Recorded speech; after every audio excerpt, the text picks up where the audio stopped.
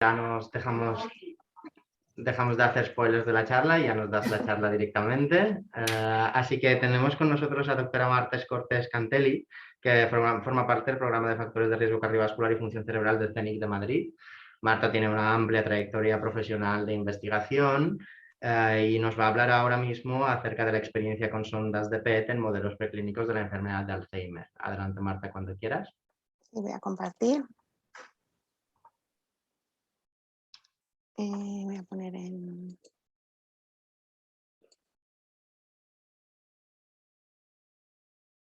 Vale, lo veis bien, ¿verdad?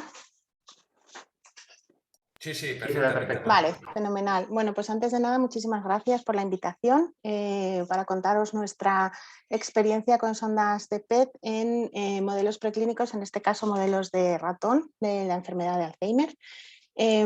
Soy investigadora Miguel Servet en el CENIC y yo de base soy neurocientífica.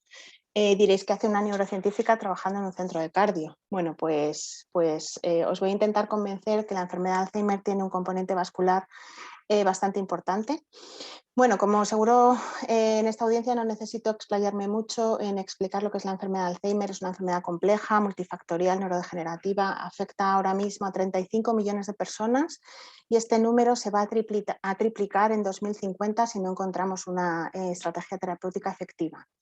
Las características neuropatológicas típicas son las placas del péptido beta-amiloide y los ovillos neurofibrilares de Tau. Los tratamientos a día de hoy son básicamente agentes sintomáticos y hace unos meses, como seguramente todos sabéis, se ha aprobado aducanumab, que es un anticuerpo monoclonal contra las placas de beta-amiloide. Creo que no se ha aprobado en Europa, de hecho, solo se ha aprobado en Estados Unidos. Y por lo tanto hay muchas terapias, tanto farmacológicas como no farmacológicas, en desarrollo ahora mismo. Bueno, esta enfermedad se describió hace más de 100 años, en 1906, por el doctor Alois Alzheimer, un doctor alemán, que en la autopsia del primer paciente con Alzheimer o GOSD describió, además de esta profunda atrofia cerebral que se ve en los enfermos con Alzheimer avanzado y las placas y los ovillos, describió que había aterosclerosis de los vasos cerebrales pequeños. Este componente vascular no se ha estudiado en mucha profundidad, llevamos una década con ello más o menos, pero la realidad es que, como podéis ver en el vídeo que os adjunto de una secuencia de resonancia, se ven los vasos, que de hecho es mi cerebro, se ven los vasos cerebrales perfectamente en perfecta armonía con todo el parénquima cerebral. Y entonces no es difícil de prever que si hay algún problema en alguno de esos vasos cerebrales o en muchos de ellos, aunque sea un problema crónico a largo plazo, pequeño, que a lo mejor que no sea un ictus, pero sea un problema crónico, puede afectar en gran medida a la función cerebral. Como parte de las estrategias no farmacológicas de la enfermedad de Alzheimer, algunas de las que se están llevando a cabo es fomentar un estilo de vida saludable. Obviamente esto no va a evitar que la patología aparezca, pero sí que se retrase. Se ha demostrado que que distintos factores de riesgo cardiovascular como la obesidad, la hipertensión, fumar, la diabetes, aumentan el riesgo de deterioro cognitivo. Y al contrario, una actividad física y una dieta mediterránea disminuyen ese riesgo. Hay distintas revisiones en la bibliografía que muestran que hay una evidencia establecida entre estos factores de lo que se llaman lifestyle factors, que incluyen la dieta, fumar, la actividad física, la obesidad y otros factores fisiológicos como es la hipertensión, la diabetes, la dislipemia, etcétera, con el desarrollo de distintos tipos de demencia y en particular con la enfermedad de Alzheimer. Se han hecho, de hecho, cuantificaciones de cómo afecta o qué porcentaje de casos podrían estar debidos a este tipo de factores de riesgo modificables y se ha calculado que alrededor de un tercio de los casos mundiales, estamos hablando de 10 millones, se podrían atribuir a factores de riesgo potencialmente modificables. Bueno, pues además de este nexo entre los factores de riesgo cardiovascular y el desarrollo de enfermedad de Alzheimer, también se sabe que los enfermos con Alzheimer Presentan aterosclerosis en las arterias del círculo en los vasos del círculo de Willis, pero también en arterias extracraneales como carótidas y femorales. Y de hecho se ha descrito que hay depósitos del péptido beta-amiloide dentro de estas placas de ateroma. Además, hay disfunción en la unidad neurovascular. Todos los componentes de la barrera hematoencefálica y que forman parte de la unidad neurovascular están afectados. Además, hay patología microvascular, hay hipoperfusión cerebral, hay un 30% de disminución en la perfusión cerebral en los pacientes con Alzheimer. Hay remodelado vascular, rigidez arterial, está muy relacionada también con el desarrollo de esta enfermedad, e incluso se han descrito depósitos de beta-amiloide en el corazón de los enfermos con Alzheimer. Dentro de todas estas patologías vasculares que están tan relacionadas con la enfermedad de Alzheimer, yo en esta charla me quería centrar en el estado procoagulante de esta enfermedad, ya que hemos descrito que hay depósitos de fibrina y tanto en los vasos cerebrales como en el parénquima cerebral en la enfermedad de Alzheimer. El estado procoagulante se demuestra, entre otras cosas, porque hay un aumento en distintos factores de la cascada de coagulación en esta enfermedad, factor 12, factor 7, factor 5, la propia trombina, las plaquetas están en un estado de activación, ahí está el PAI-1, que es uno de los inhibidores de la fibrinolisis, también está aumentado. Y además el propio sistema fibrinolítico también está disminuido.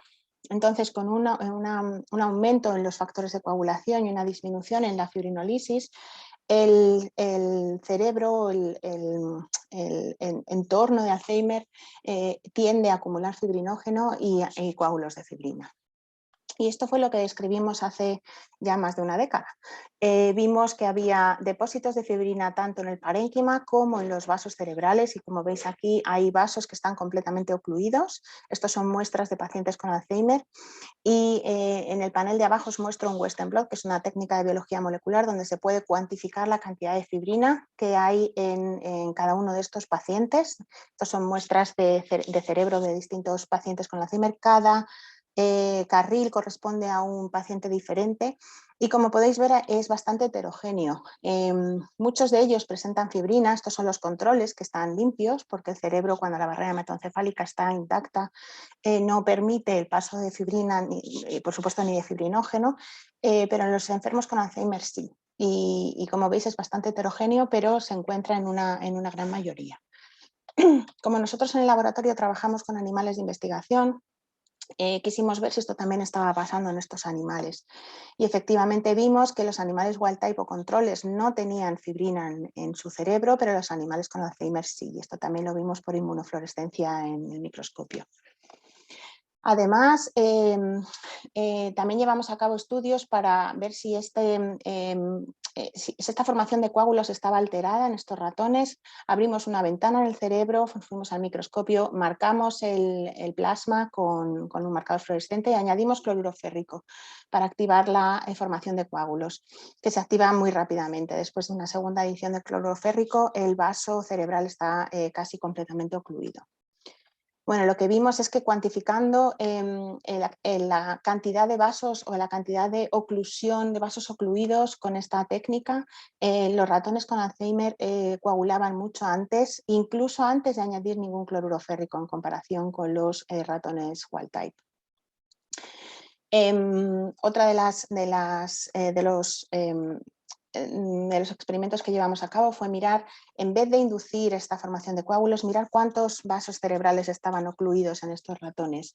También volvimos a abrir una ventana del cerebro, fuimos al microscopio multifotón, que nos permite bajar mucho más en profundidad e identificar estos capilares. Podéis ver aquí un capilar que no está fluyendo. Entonces, cuantificamos cuántos capilares ocluidos había, y efectivamente en los ratones con Alzheimer el número de capilares ocluidos era significativamente mayor. Y como os he dicho antes, en esta enfermedad hay una hipoperfusión cerebral bastante profunda, que también fuimos capaces de reproducir en esta línea de transgénicos de Alzheimer que utilizábamos, más de un 30%. En este caso lo hicimos por ASL. Entonces, si hay un estado procoagulante en esta enfermedad, ¿hasta qué punto este estado está jugando un papel importante? Porque a lo mejor es algo concomitante y no es tan importante el poder a lo mejor diseñar una estrategia terapéutica contra ello. Entonces decidimos probar a ver si efectivamente este tipo de estado procoagulante se podía normalizar. ¿Por qué? Bueno, pues porque entre otras cosas habíamos visto en la literatura que, sobre todo en fibrilación auricular, la gente que había estado tratando, se había tratado a largo plazo con distintos tipos de anticoagulantes, presentaban menos demencia a largo plazo, demencia en general. Cuando te ibas a la enfermedad de Alzheimer no se veía, o sea, no estaba exactamente dividido por los distintos tipos de demencia, pero sí que es cierto que ya había alguna evidencia en la literatura que nos mostraba que, sobre todo en modelos preclínicos de la enfermedad, el tratamiento tanto con warfarina como, por ejemplo, con heparina, era capaz de retrasar o bloquear el desarrollo de esta patología. Entonces, como los anticoagulantes clásicos, uno de los inconvenientes es el alto porcentaje de hemorragias o como efecto secundario, más que nada porque, entre otras cosas, afectan a distintos factores de la cascada de coagulación en vez de a uno solo. Lo que nosotros decidimos fue probar uno de estos nuevos, bueno, que ya no son nuevos, pero estos anticoagulantes orales de acción directa que su target es específicamente un solo factor en la cascada de coagulación. Nosotros elegimos uno de los inhibidores directos de trombina, dabigatran, que está aprobado en clínica para su uso en otras patologías, porque tiene una serie de ventajas: no interacciona con la comida ni con las proteínas plasmáticas, es mucho más predecible y no se necesita monitorizarlo tan cercanamente como otros anticoagulantes clásicos, y además lo que nos convenció fue que se había demostrado una eficacia bastante fuerte y un patrón de seguridad muy importante en gente de edad. Y además presentaba una disminución en el riesgo de hemorragia, especialmente en hemorragia intracerebral. Bueno, y además tenía un antídoto efectivo disponible. Entonces, lo que hicimos fue tratar estos ratones antes de que la patología amiloide comience. Comenzamos el tratamiento de dabigatran a las 8 semanas, sacrificamos en 2 puntos a 2 edades diferentes, 30 y 60. Extrajimos sangre, sobre todo para confirmar que las concentraciones de dabigatran en plasma eran las correctas. Y llevamos a cabo estudios de ASL por resonancia magnética. Porque, como os he dicho antes, efectivamente los ratones con Alzheimer presentan una disminución en la perfusión cerebral, pero cuando tratábamos con dabigatran esta perfusión éramos capaces de recuperarla, con lo cual estábamos viendo que al menos en ese punto estábamos recuperando, estábamos normalizando esa hipoperfusión que veíamos en los ratones con Alzheimer con el tratamiento anticoagulante. Además, también llevamos a cabo estudios de PET de glucosa, entre otras cosas para detectar el metabolismo cerebral. Los resultados que obtuvimos fueron los que podéis ver en la gráfica. En este caso, y nos sorprendió bastante porque lo que se ha descrito en la enfermedad de Alzheimer es una disminución en los niveles de glucosa en el metabolismo cerebral, y en este caso lo que vimos fue un aumento en los ratones con Alzheimer, probablemente debido a que tienen una neuroinflamación bastante importante, y como sabéis, las células inflamatorias son unas de las células que más captan glucosa y se pueden detectar en esta técnica. Pero lo más importante fue que fuimos capaces de normalizar este aumento en la captación de glucosa cerebral con el tratamiento anticoagulante.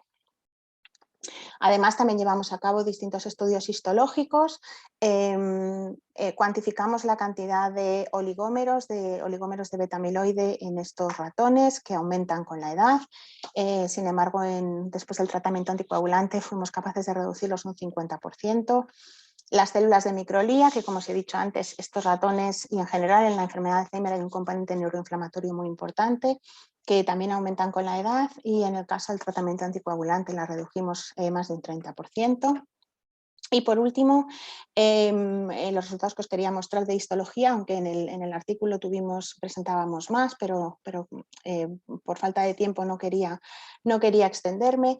Pero sí os quería enseñar cómo la barrera hematoencefálica se puede también ver por imagen a través de microscopía confocal. En este caso veis los pies astrocitarios marcados con acuaporina 4, cómo están rodeando a los capilares cerebrales, colocalizando con un marcador endotelial o muy cerca de un marcador endotelial como este de 31. Y en la enfermedad de Alzheimer, en estos ratones, estos pies astrocitarios estaban completamente alterados. Calculamos que había una disminución de un 30% en este marcaje perivascular de los pies astrocitarios, que se recuperaba casi completamente con el tratamiento con anticoagulante. Así que con este tratamiento éramos capaces de disminuir la cantidad de carga amiloide, la neuroinflamación y el daño en la barrera hematoencefálica. Y luego os quería mostrar, ya sé que a lo mejor se va un poco fuera de vuestro, bueno, en general esta charla seguramente salga un poco fuera de lo que normalmente escucháis en estas sesiones, pero sí que os quería enseñar, cada vez que se prueba un tratamiento farmacológico nuevo en una línea, en animales de investigación, una de las cosas que tienes que demostrar es que es beneficioso para la memoria. ¿Se puede medir la memoria en animales? Se puede medir. Os quería mostrar hoy una de las técnicas que utilizamos nosotros en el laboratorio para medir la cognición en estos animales. Es el laberinto de Vance Maze, que básicamente consiste en un tablero circular con 20 agujeros distribuidos a lo largo de los extremos del tablero. El ratón se pone en el centro del tablero bajo una luz muy brillante y solo uno de estos agujeros está conectado a lo que se denomina una escape box, que es una caja donde el ratón se siente seguro porque está a oscura y lo que utilizas en esta técnica, en esta memory task, es el miedo intrínseco que los roedores tienen a estar expuestos a una luz brillante en un espacio abierto. Ellos van a utilizar las claves visuales que hay colocadas alrededor de la habitación para encontrar esta caja en la que se sienten seguros. Tienes que entrenarles durante 7 días para que entiendan en qué consiste esta técnica de comportamiento, y el último día lo que haces es retirar esta caja y cuantificas el tiempo que los ratones están en esta zona buscando la caja donde estaba. Os voy a enseñar aquí 2 vídeos de un ratón con wild type, o sea, un ratón wild type y un ratón con Alzheimer. El ratón ahora mismo está dentro de esta caja oscura. Aquí este es el escape hole que se llama, que es donde estaba durante los días de entrenamiento en la caja. Como veis, el ratón wild type enseguida localiza esa zona y en la cuantificación, mientras que el ratón con Alzheimer no se acuerda de dónde estaba esa zona. Llega un momento en que el ratón wild type, al no encontrarla, se va a otras zonas del maze, del tablero, pero luego eventualmente vuelve. Esto se puede cuantificar. Por supuesto, hay una diferencia significativa entre las zonas que se denominan target con las zonas non-target. En los ratones wild type, y los ratones con Alzheimer no son capaces de diferenciarla una de otra, y los ratones tratados con Alzheimer tratados con dabigatran sí que reconocen la zona donde estaba la escape box, con lo cual reconocen y la memoria está mucho mejor preservada después de este tratamiento. Con lo cual, la hipótesis con la que nosotros trabajamos es que en un escenario de Alzheimer hay una serie debido al estado procoagulante, se forman estos coágulos tanto en los vasos cerebrales como en el parénquima, que van a alterar a la perfusión cerebral, van a tener un impacto sobre los distintos componentes de la unidad neurovascular y la barrera hematoencefálica, entre otros pericitos, que no os he enseñado resultados, pero también vimos que estaban afectados, y los pies astrocitarios, que están en este caso sueltos y no están rodeando como deben a los capilares cerebrales. Hay un aumento en la permeabilidad de la barrera, y lo que conlleva, entre otras cosas, que se depositen estas placas típicas de amiloide, que además van a interaccionar con los coágulos de fibrina que también se forman en el parénquima. Va a haber una respuesta inflamatoria desbordada, tanto de microgliosis, astrogliosis, incluso reclutamiento de células T periféricas, que va a afectar toda la viabilidad neuronal. ¿Qué pasa cuando se trata con un anticoagulante? Bueno, pues se recupera ese flujo cerebral porque ya no se forman los coágulos, la barrera hematoencefálica está mucho mejor preservada, hay menos permeabilidad, menos placas, bastante menos neuroinflamación y las neuronas están mucho más sanas. Entonces, espero haberos convencido, diréis, ¿y dónde están las ondas PET? Bueno, espero haberos convencido de que efectivamente hay un estado procoagulante en esta enfermedad y que una estrategia diagnóstica para localizar e identificar esta trombosis sería bastante útil. ¿Por qué? Bueno, entre otras cosas porque esta es la misma imagen que os he mostrado hace unas diapositivas. El estado procoagulante es heterogéneo en la enfermedad de Alzheimer, como la propia enfermedad en sí. Es una enfermedad bastante heterogénea.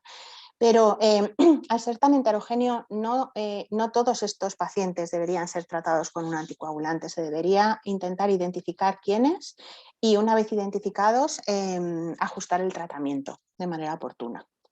Entonces, una de las líneas de investigación que llevamos a cabo ahora en el laboratorio es intentar diseñar una herramienta de imagen molecular para poder detectar estos coágulos que se están formando en la enfermedad de Alzheimer.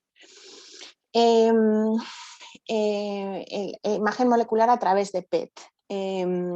Hay distintas sondas descritas ya para poder detectar el aumento de trombosis, no muchas, pero esta es una de ellas, la Fibrin Binding Probe, que fue descrita por el doctor Peter Caravan del Mass General en Boston. Es una sonda que es muy útil porque fibrinógeno es el precursor de fibrina, se parecen en un alto porcentaje, es muy difícil, los anticuerpos de hecho no te diferencian uno de otro. Entonces hay que diseñar sondas específicas que solo detecten fibrina, porque al final que nos detecten fibrinógeno es un problema, porque primero es el precursor, también es una molécula que también se está depositando en la enfermedad de Alzheimer, pero circula a tal concentración en sangre que sería imposible poder ver diferencias. Entonces, una sonda que solo detecta fibrina, que no va a detectar fibrinógeno circulante, es muy útil porque no hay fibrina circulante, fibrina solo se forma cuando se deposita como parte de los coágulos sanguíneos. El doctor Caravan llevó a cabo un experimento donde hacía un crash, llamaban ellos, una oclusión de la arteria carótida, en este caso en ratas, y podéis ver aquí como la sonda de FDP marcada con galio se incorporaba perfectamente en esta zona que estaba ocluida. Nosotros solicitamos esta sonda y hemos llevado a cabo los primeros experimentos también de control positivo, en este caso con inducción de trombosis por cloruro férrico en la arteria femoral.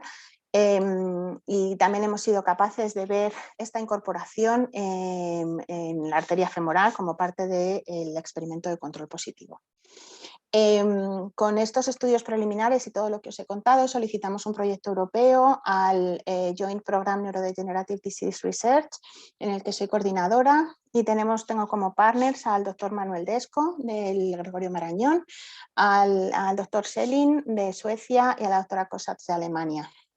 Y básicamente lo que queremos es diseñar y acoplar esta sonda de fibrina entre otras cosas, al anticuerpo del receptor de transferrina, que nos va a permitir no solo detectar estos coágulos que están formados en los vasos cerebrales, sino también hacer traslocar esta sonda al interior del parénquima cerebral para detectar los coágulos que están formados dentro del parénquima y aumentar la sensibilidad.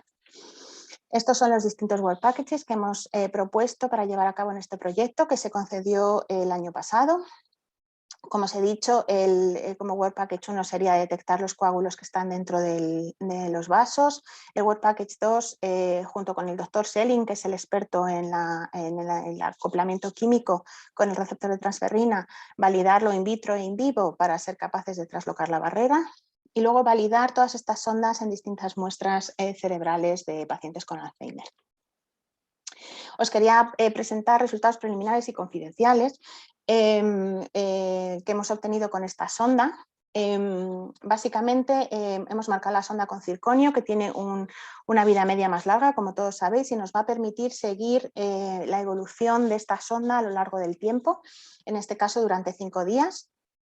Se inyecta de manera intravenosa en el ratón y hacemos PET a las 24, 48, 72 y 96 horas, y luego hacemos estudios de biodistribución, que básicamente es extraer todos los órganos del ratón y cuantificar en un contador de centelleo la reactividad en cada uno de esos órganos. Por supuesto, se hacen siempre animales controles y animales con Alzheimer.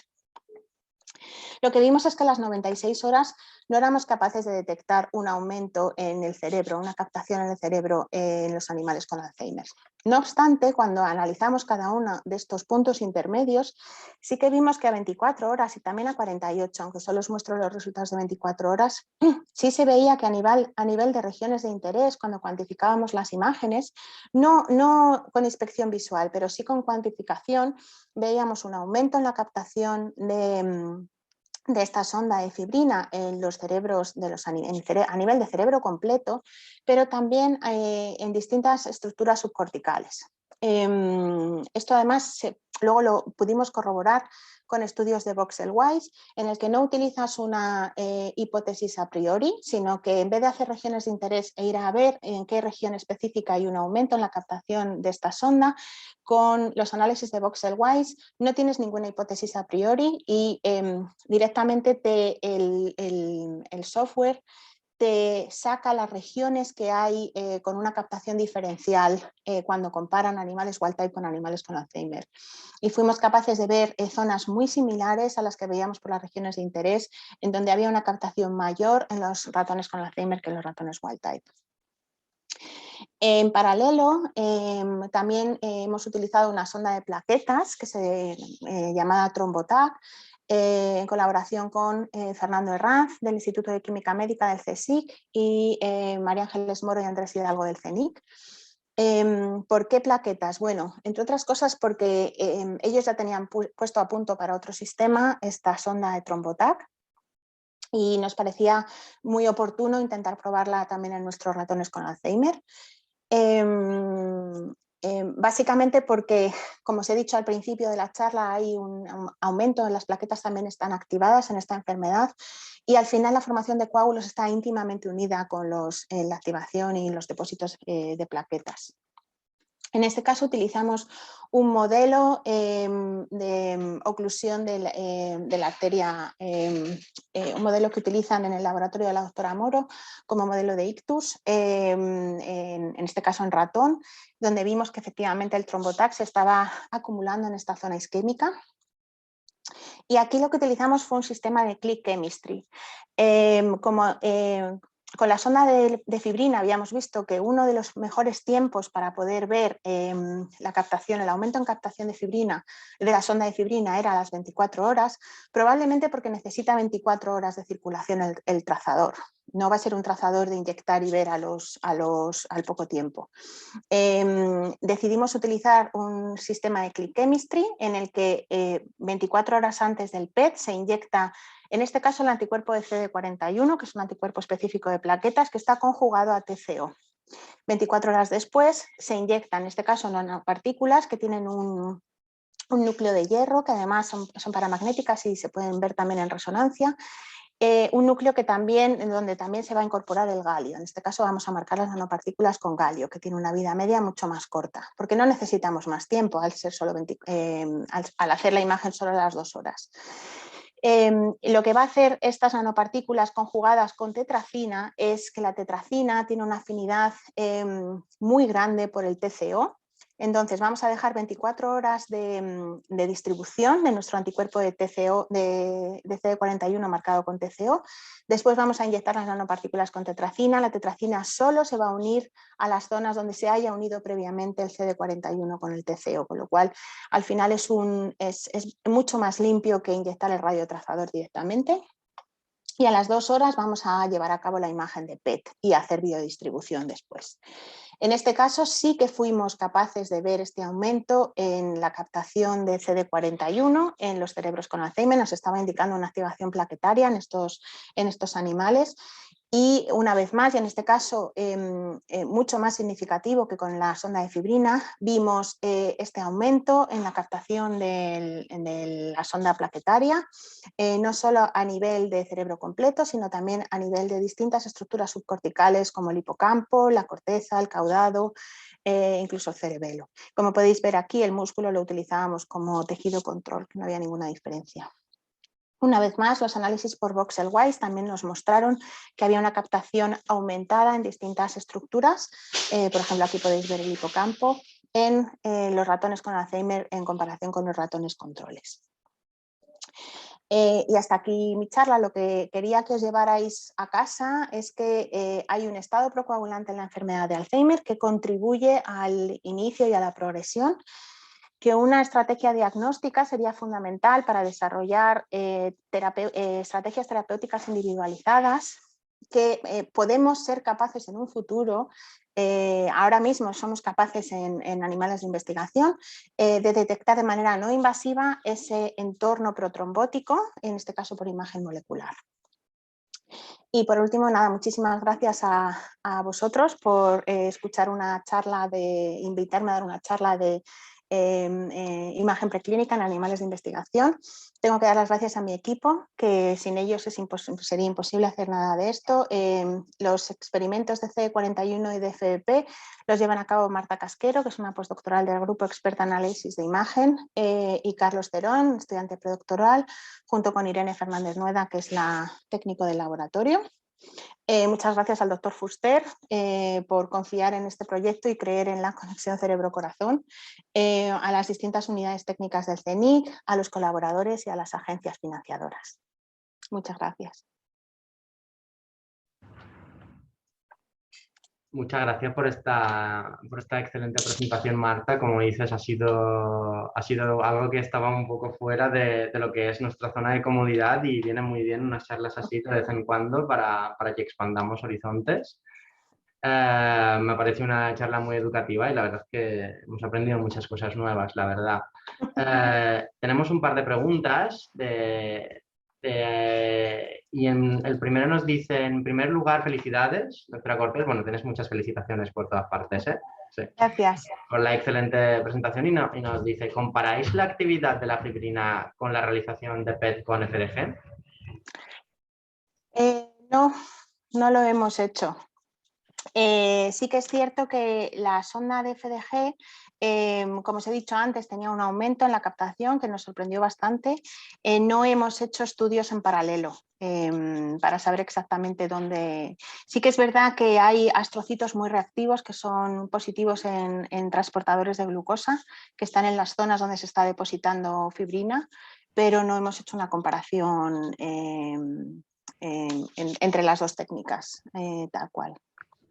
Y la siguiente pregunta es, ¿realizáis siempre estudio dinámico para la adquisición de la PET y realizáis ratios para comparar?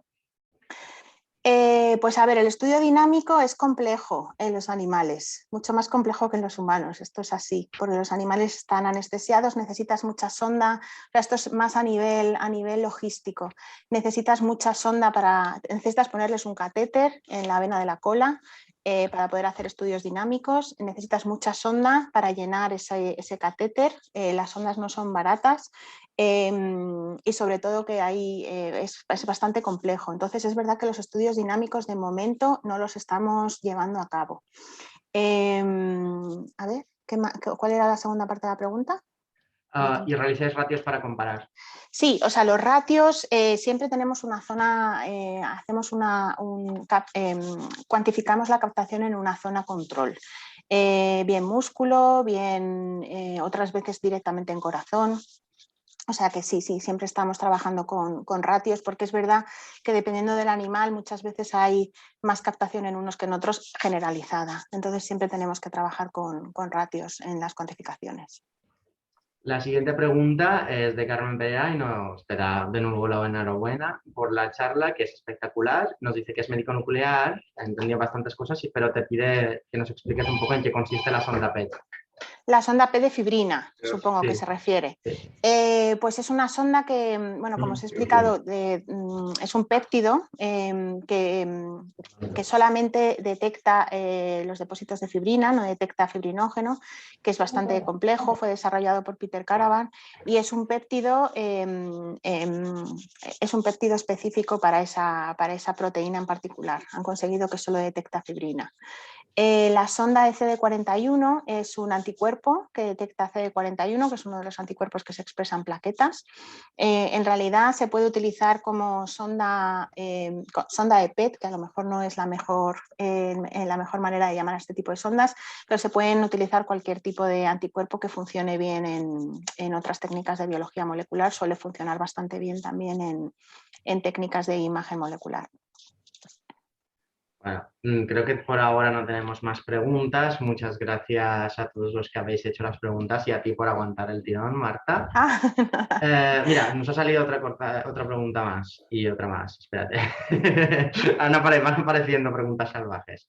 Bueno, otra vez enhorabuena y nos pregunta, ¿inyectas altas dosis de esperanza al comprobar cómo los grupos de investigación estáis trabajando con resultados tan prometedores? En este momento, los pacientes con enfermedad de Alzheimer están controlados por equipos multidisciplinares formados por cardiólogos y neurólogos. A ver, yo no soy médico, entonces no estoy en la práctica clínica diaria, pero mi respuesta es que creo que no. Yo creo que los cardiólogos no ven mucho a los pacientes con Alzheimer a día de hoy. Y efectivamente creo que esa es la... A lo mejor ven a pacientes que hayan tenido problemas o que estén tratados por patologías cardiovasculares de manera muy crónica, pero yo creo que ese es el futuro. Abordar la enfermedad desde un punto de vista multidisciplinar y no solo neurólogos y cardiólogos, deberían entrar otro tipo de médicos también. Pero es lo que hablábamos antes, al final es una medicina personalizada que no creo ahora mismo que seamos capaces de afrontarla. Pero esto desde luego sería un primer paso que en general se abordaran este tipo de pacientes por equipos multidisciplinares. Luego, Carmen Pérez nos hace un par de preguntas más. Dice, pero entonces la sonda se inyecta y luego se adquiere un PET, ¿no? Sí, Vale. sí, igual no me he explicado bien. Sí, la sonda la inyectamos. Lo único que dependiendo del radioisótopo que utilizamos, hacemos seguimiento más o menos a largo plazo. O sea, el galio tiene una vida media de 68 minutos, no nos permite hacer PET más allá del día de la inyección. Es un poco como el flúor tiene 2 horas de vida media, pues más allá del día de la inyección no puedes hacer adquisiciones. Con el circonio, que tiene una vida media de 73 horas, creo que son, 76, sí que nos permite hacer adquisiciones de PET de manera longitudinal. Obviamente el circonio es mucho más difícil de trasladar a la clínica porque al final tienes al paciente radioactivo varios días y eso no nos gusta a nadie. Pero sí, inyectamos la sonda y luego adquirimos el PET.